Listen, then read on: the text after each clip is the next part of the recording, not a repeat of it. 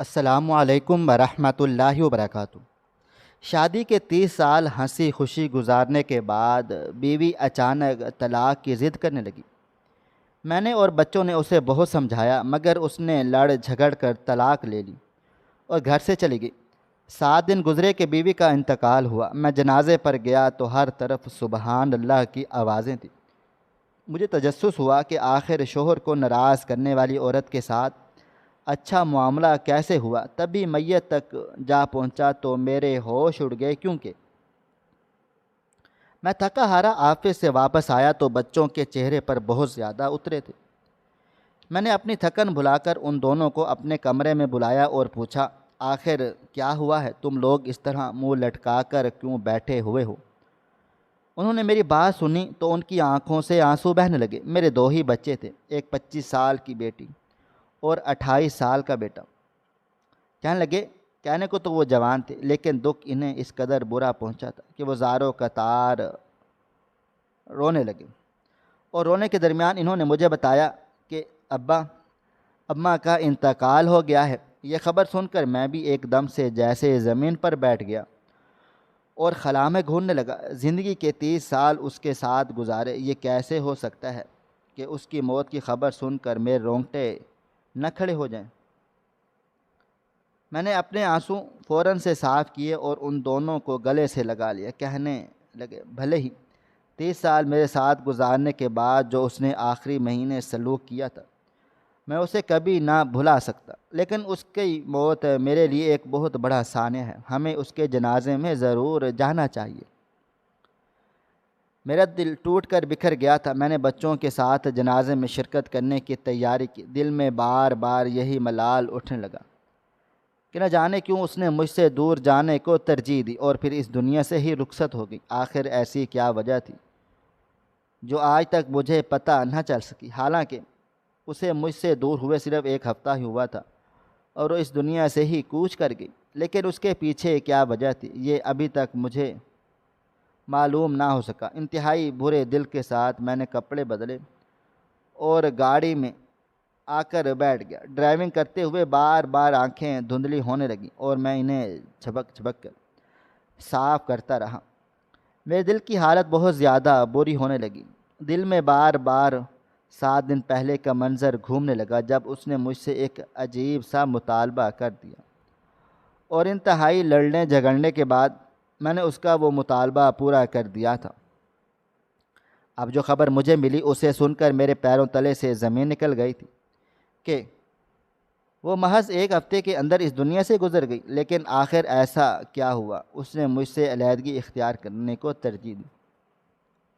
انہی سوچوں میں گھرا ہوا تھا کہ اس کا میکا آ گیا، اور جیسے ہی اندر قدم رکھا تو لوگ اونچی اونچی آواز میں رونے لگے اور سبحان اللہ کہنے لگے۔ میں حیرت سے دیکھتا رہ گیا کہ تمام لوگوں کو ہمارے درمیان ہونے والی چپکلش کا پتہ چل گیا تھا۔ اس کے باوجود لوگ اسے برا بھلا کہنے کی بجائے اس قدر اچھا رویہ کیوں اختیار کیے ہوئے تھے؟ یہ میری سمجھ سے بالا تر تھا۔ میں نے جنازے میں شرکت کی تو ہر کوئی اس کی تعریفیں کرتا دکھائی دیا۔ میں حیرت کے سمندر میں غوطہ زن ہو گیا۔ جب کہ اس نے مجھ سے طلاق لی تو پورے خاندان میں یہ بات پھیل گئی تھی، لیکن اب یہی خاندان والے اس کی تعریفیں کرتے نہیں تھک رہے ہیں۔ آخر اس کی وجہ کیا ہے؟ اسی تجسس کے ہاتھوں مجبور ہو کر میں نے اس کی میت کو دیکھنے کی خواہش کی، اور جیسے ہی میں اس تک جا پہنچا تو کسی نے مجھے آواز دے کر روک لیا اور ایک ایسی چیز میرے ہاتھ میں تھما دی جسے دیکھ کر مجھے ساری وجہ سمجھ آ گئی تھی۔ اس نے میرے ساتھ ایسا سلوک کیوں کیا؟ میں وہیں بیٹھ کر پھٹی پھٹی نگاہوں سے اس چیز کو دیکھتا رہا۔ بھلا یہ کیا ہوگا؟ میں ماضی میں کھو سا گیا۔ ماضی میرا انتہائی دردناک اور تلخ حقیقت سے بھرا پڑا تھا، اور یہ تلخ حقیقت پچھلے 1 ہفتے کے دوران میری زندگی میں چلی آئی اور میری زندگی کو تباہ و برباد کر کے رکھ دیا۔ میں وہیں بیٹھ کر ان سارے مناظر کو سوچنے لگا۔ حقیقت اب میرے سامنے تھی۔ مجھے پتہ چل گیا تھا کہ شوہر کو ناراض کرنے والی عورت کے ساتھ پھر بھی اچھا معاملہ کیسے ہوا۔ سچ پتہ چلنے کے بعد میرا دل زور زور سے دھڑکنے لگا تھا۔ میں نے وہیں بیٹھے بیٹھے اپنا سر گھٹنوں میں دے دیا اور نم آنکھوں کے ساتھ ان تمام یادوں کو یاد کرنے لگا جس میں ایک حقیقت چھپی ہوئی تھی لیکن میری نظروں سے اوجھل تھی۔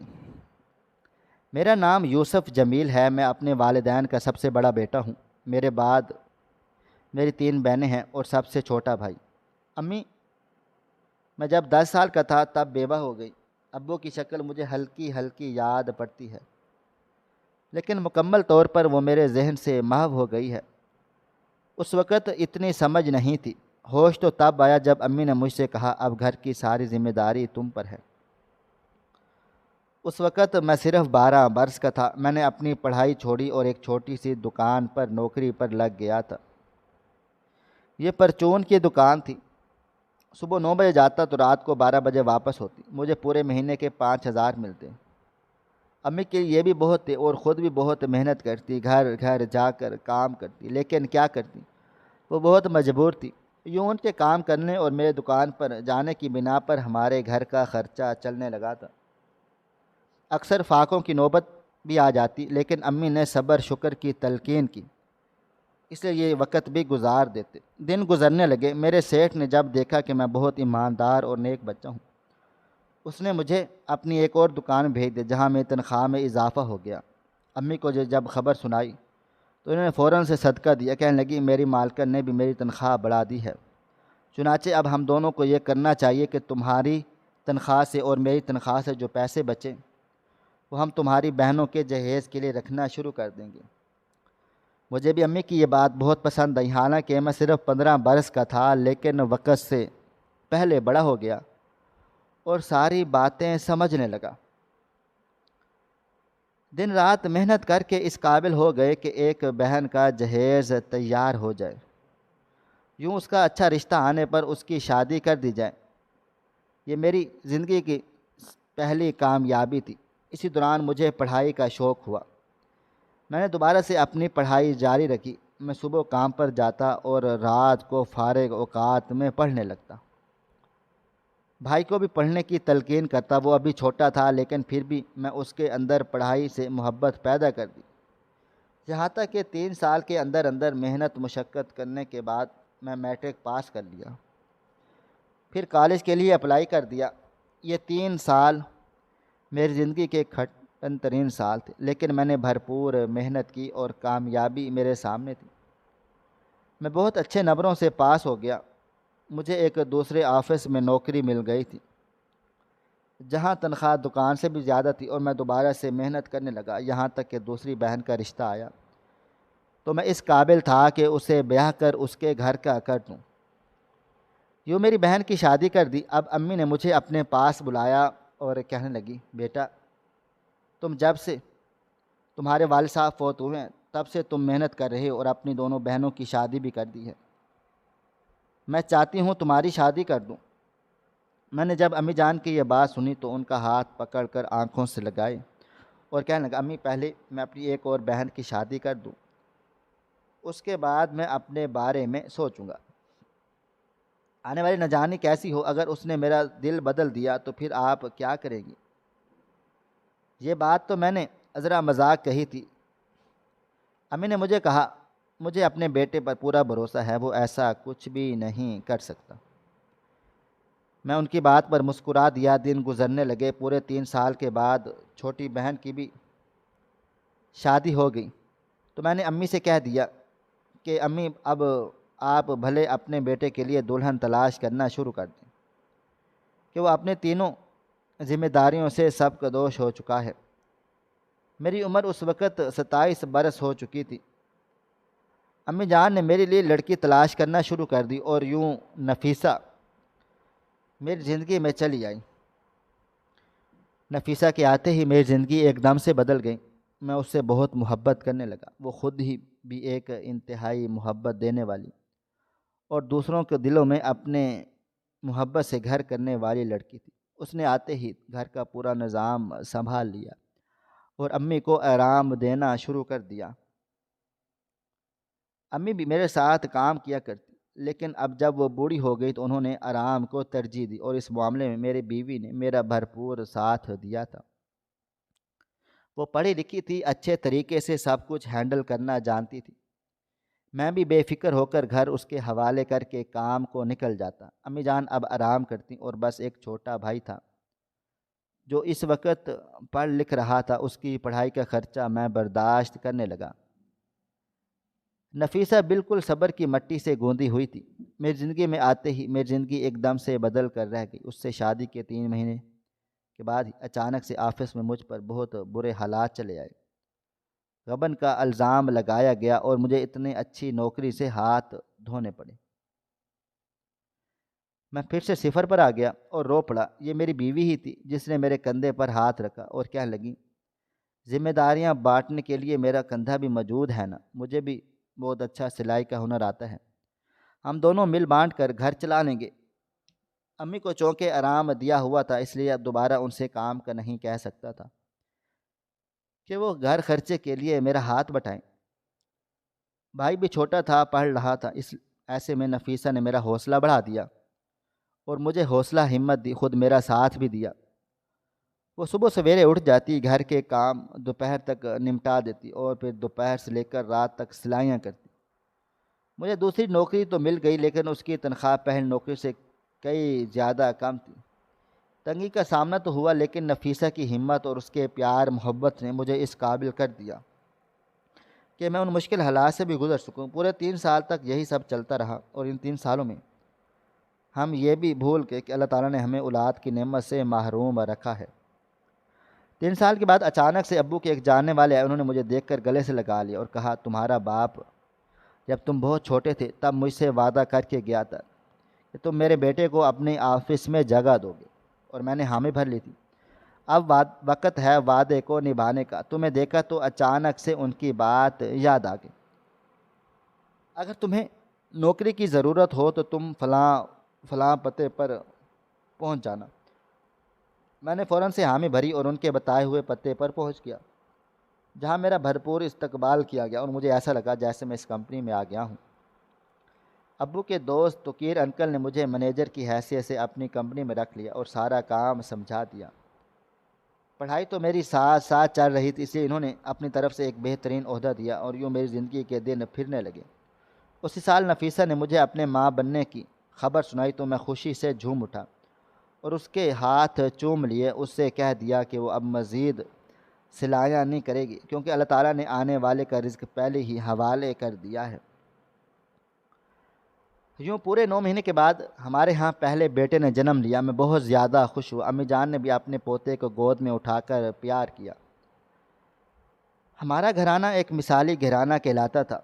نفیسہ نے امی کی خدمت میں کوئی کسر نہ چھوڑی، کیونکہ اب وہ بوڑھی ہونے لگی، ان کے گھٹنوں میں درد رہتا تو نفیسہ بڑھ چڑھ کر ان کا کام کرتی، اور مجھے اس کی یہی عادت بہت اچھی لگتی۔ کبھی کبھی اس کے سامنے ہی امی کو کہہ دیتا، امی آپ کی یا میری کون سی ایسی نیکی اللہ تعالیٰ کو پسند آ گئی جو اللہ تعالیٰ نے نفیسہ جیسی بہو آپ کو دی، اور اس جیسی بیوی دے کر میری ذات پر بہت بڑا احسان کر دیا جو میں کبھی نہیں چکا سکتا۔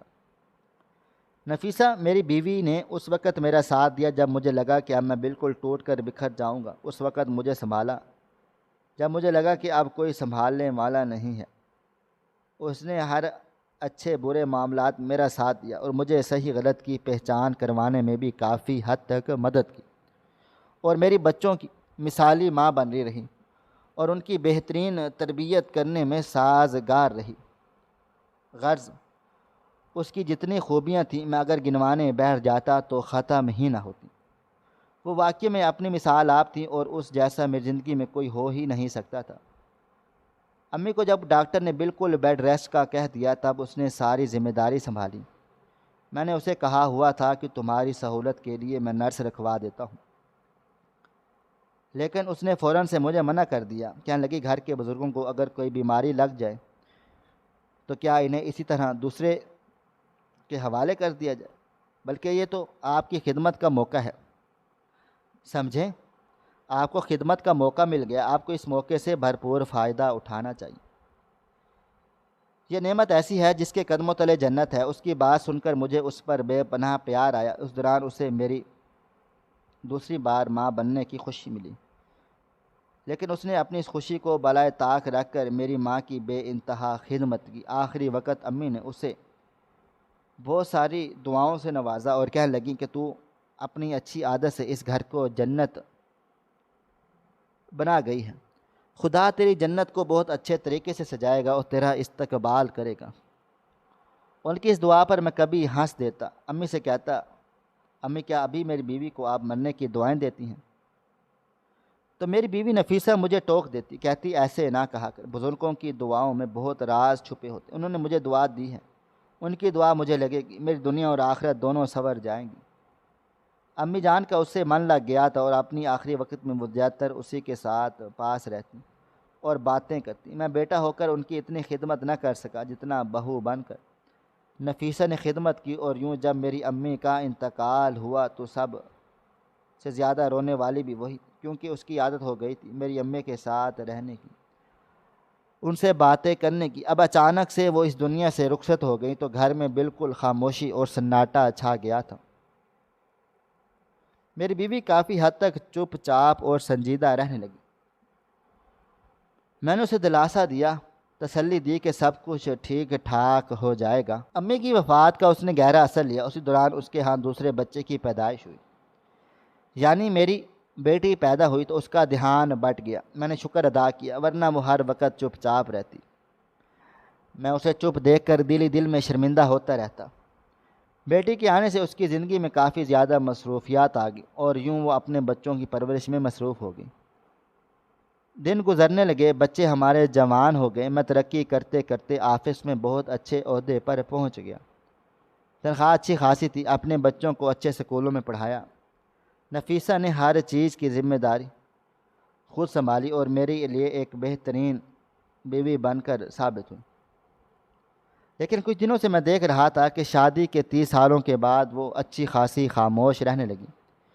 شادی کے 30 سال کی اینیورسری منانے کے بعد اچانک سے وہ بیٹھے بیٹھے کھو جاتی اور اس کی آنکھوں میں آنسو تیرنے لگتے دکھائی دیتے۔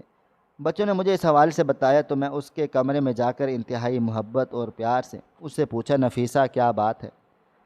ہماری زندگی تو ایک دوسرے کے ساتھ بے پناہ جڑی ہوئی ہے، میرا تمہارے بغیر رہنا اور تمہارا میرے بغیر رہنا بہت مشکل ہے، تو پھر اچانک تم اس قدر اداس اور چپ چاپ کیوں ہو گئی ہو؟ تم جانتی ہو کہ گھر کے ہر فرد کو تمہاری اتنی عادت ہے کہ تمہارے بغیر رہنے کا تصور بھی نہیں کر سکتے۔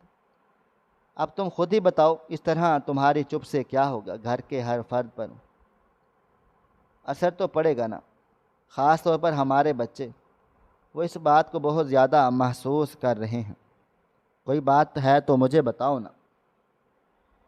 میری بات سن کر چند لمحے وہ مجھے یوں ہی دیکھتی رہی اور پھر سر جھٹک کر مسکرا دی، کہنے لگی، کچھ نہیں، بس سوچ رہی ہوں اگر میں اس گھر میں نہ رہی تو اس گھر کا نظام کیسے چلے گا۔ اس کی بات سن کر میں حیران رہ گیا، کافی حد تک صدمہ میں پہنچا کہ وہ ایسی باتیں کیوں کر رہی ہے۔ اس نے مجھ سے صرف اتنا کہا کہ وقت آنے پر آپ کو سب پتہ چل جائے گا۔ مجھے لگا کہ میں نے زندگی میں ہر چیز کی ذمہ داری اس پر ڈال دی ہے، اس لیے میں بچوں سے اجازت لے کر اسے شمالی علاقہ جات کی سیر کروانے کا پروگرام بنایا۔ لیکن میرا پروگرام سنتے ہی وہ ہتھے سے اکھڑ کہنے لگی، میری اجازت کے بغیر آپ یہ کام کیسے کر سکتے ہیں؟ میں آپ کے ساتھ کہیں نہیں جا رہی۔ ساتھ ہی ساتھ اس نے مجھ سے ایک ایسا مطالبہ کر دیا جسے سن کر صرف میرے ہی نہیں بلکہ میرے بچوں کے بھی ہوش اڑ گئے تھے، اور ہم خالی خالی نگاہوں سے اس کا منہ تکنے لگے، اور وہ بھی ہمیں دیکھ کر بس آنسوؤں سے رونے لگ گئی تھی۔ اس کا مطالبہ ہی ایسا تھا کہ میں اس کا رونا نظر انداز کر کے اس کے چہرے کی طرف دیکھتا رہا۔ اس نے جو کچھ کہا تھا کیا وہ سچ ہے؟ وہ ایک بار پھر تصدیق کے لیے اس سے پوچھا، دوبارہ سے وہی جملہ دہرایا، کہنے لگی، شادی کے 30 سال تک زیادہ قربانیاں دی ہیں، اب میں اپنی ایک الگ زندگی بسانا چاہتی ہوں۔ میں نے آپ کو زندگی کی ہر خوشی دی، ہر موقع پر آپ کا ساتھ دیا، بس آپ سے ایک آخری خواہش کرنا چاہتی ہوں، بلکہ سمجھیں تو یہ آپ کے ساتھ رہنے کے لیے، آپ کا ساتھ دینے کے لیے ایک تحفہ ہے جو آپ مجھے دیں گے، اور یہ تحفہ میں خود آپ سے وصول کرنا چاہتی ہوں۔ آپ سے طلاق چاہتی ہوں۔ اس کا مطالبہ سن کر میں وہیں کھڑے کھڑے بیٹھ سک گیا اور ڈھہ جانے والے انداز میں اسے دیکھ کر کہنے لگا، نفیسہ تم ہوش میں ہو؟ تم کیا کہہ رہی ہو؟ تب اس نے اپنے آنسو پہنچے اور کہنے لگی میں بالکل ہوش میں ہوں، لیکن میں اب آپ لوگوں کے پاس اپنی زندگی مزید برباد نہیں کر سکتی۔ کیا زندگی کی خوشیوں پر میرا کوئی حق نہیں؟ دیکھا جائے تو میں نے اپنی ساری زندگی آپ کے لیے قربان کر دی، پہلے آپ پر پھر آپ کی ماں پر، پھر آپ کے بچوں پر۔ میرا خود کا کوئی وجود نہیں، میں نے اپنے لیے چننا چاہتی ہوں، اس کے لیے ضروری ہے کہ میں آپ لوگوں سے الگ ہو جاؤں۔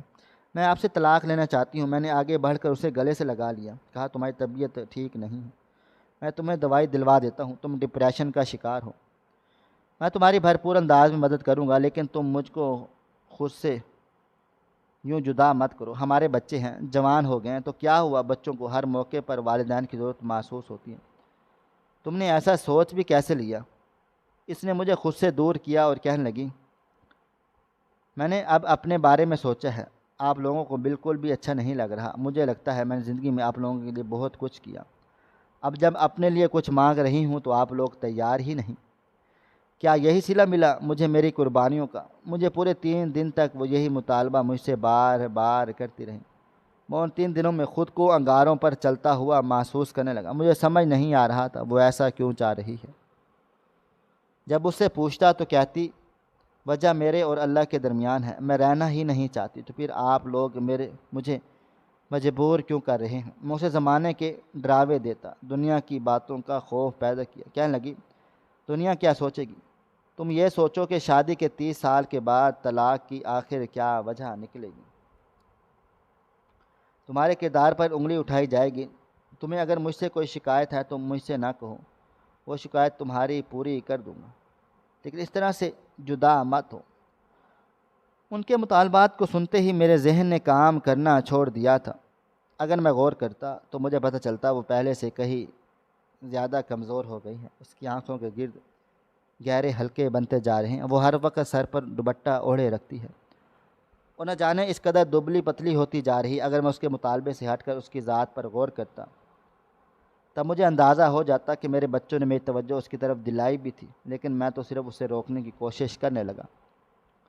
اس کے ہزاروں جتن کیے، اس کے قدموں میں گر گیا، لیکن اس نے مجھے یہ کہہ کر دور کر دیا کہ یہ میری زندگی ہے اور میں ہی اس کا فیصلہ کروں گی۔ اب میں کسی کی جذباتی بلیک میلنگ میں نہیں آؤں گی اور وہی کروں گی جو میرا دل چاہتا ہے۔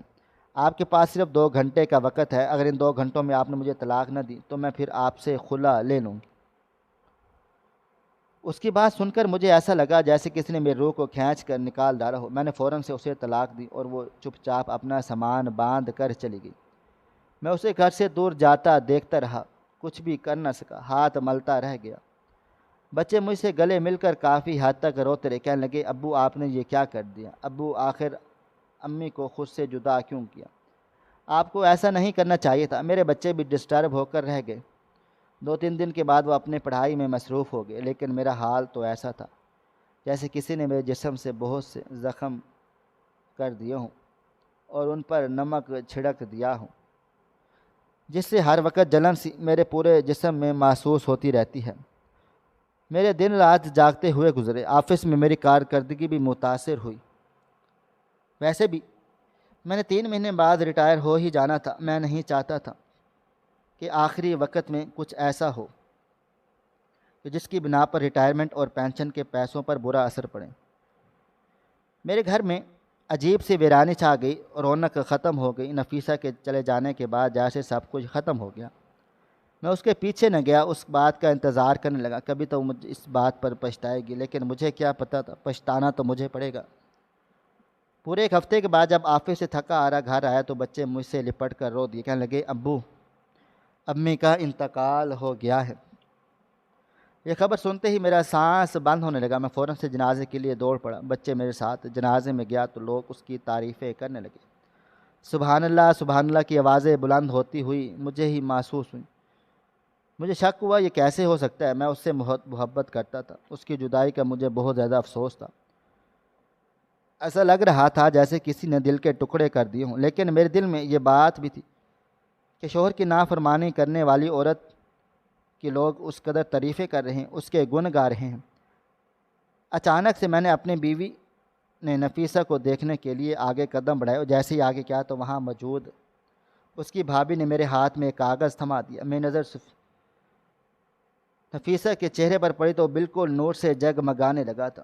بہت زیادہ روشن اور چمکدار چہرہ دیکھ کر میرا دل ایک دم سے سکون میں آ گیا، اور جیسے ہی میں نے وہ کاغذ کھول کر پڑھنا شروع کیا تو اس میں لکھا ہوا تھا: میرے پیارے شوہر، زندگی کی ایک تلخ حقیقت سے آج ہی روشناس ہوئی ہوں، اور یہ حقیقت اس قدر دردناک ہے کہ جسے میں چاہ کر بھی نہیں جھٹلا سکتی۔ ڈاکٹر نے مجھے ایک ایسی بیماری بتائی ہے جو پھیلتی ہے بالکل ایک وائرس کی جنگ، اور انسان جسم کو بری طرح متاثر کرتی ہے۔ وہ ہماری زندگی میں 100 لوگوں میں سے ایک کو ہوتی ہے، اور جس کو ہوتی ہے اس سے پورا گھر متاثر ہو جاتا ہے، پورا گھر موت کے گھاٹ اتر جاتا ہے۔ جب مجھے اس بیماری کے بارے میں پتہ چلا تب میں تم سے لڑائی جھگڑا کرنا شروع کر دیا۔ تم لوگوں کی زندگی مجھے بہت عزیز تھی، میں نے آپ سے کبھی نفرت نہ کی، نہ میری زندگی میں ایسا کوئی مرد تھا جس کے لیے میں نے آپ کو چھوڑا، بس یہ بیماری نے سب کو جدا کر دیا۔ ڈاکٹر نے مجھے بتایا کہ جیسے جیسے وقت گزرتا جائے گا، بیماری کو 1 مہینہ گزرے گا تو آپ کے تمام گھر والے متاثر ہونا شروع ہو جائیں گے۔ اس بیماری کا اب تک کوئی علاج نہیں ہو سکا۔ اس میں سب سے پہلے انسان کی جسم کی چمڑی جھڑنے لگتی ہے، اور اس کے بعد پورا گوشت گلنے سڑنے لگتا ہے۔ اس کا کیڑا دوسرے کو بھی لگ جاتا ہے۔ اس لیے میں نے یہ راستہ اختیار کیا اور تم سے طلاق لے کر میں ایک ویران جنگل میں بنی جھونپڑی میں رہنے لگی۔ وہی میری موت ہوگی، اور مجھے بھرپور یقین ہے کہ میری موت کے بعد تمہیں یہ کاغذ ملے گا۔ مجھے معاف کر دینا، آج تک جتنی تکلیف تمہیں پہنچائی ہے، نہیں معلوم کب تک تمہیں پہنچتی رہے گی۔ میرے دل سے دعا ہے اللہ تعالیٰ میری پہنچائی گئی تکلیف کی مدت کو کم ہو اور میں جلد از جلد اس دنیا سے رخصت ہو جاؤں۔ تم سے دور ہونے کے تیسرے دن ہی میں یہ خط لکھ رہی ہوں، امید ہے تم تک یہ جلد پہنچ جائے گا، تم مجھے معاف کر دو گے۔ یہ خط پڑھتے ہی میں وہیں بیٹھ کر اونچی اونچی آواز میں رونے لگا۔ میری آواز سن کر تمام لوگ آ گئے، لیکن جب دیکھا کہ میں اپنی بیوی کی میت پر سر روتا چلا جا رہا ہوں تو انہوں نے ہم دونوں کی قسمت پر رشک کیا۔